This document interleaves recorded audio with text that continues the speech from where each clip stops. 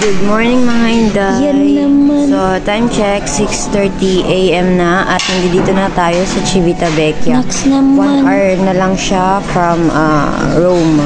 Yan. Ayan ang ating almusal. Akala mo naman Diba talaga? bukas ng diet, gusto mo yarn. Yogurt na may peras. Tapos kumuha ko ng pineapple juice. Aba naman. Kay Dudong. Hindi naman siya gutom mga Inday. Yan. O, diba? Gusto mo yan mga guy.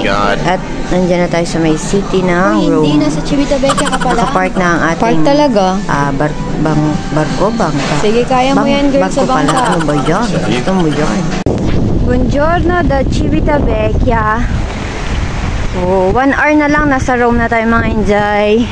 Pero grabe yung hangin dito sa Civitavecchia. Ayun nga pala yung word Europa. Medyo malayo tayo. Ang layo din ng aming nilakad. At mahangin. Good morning.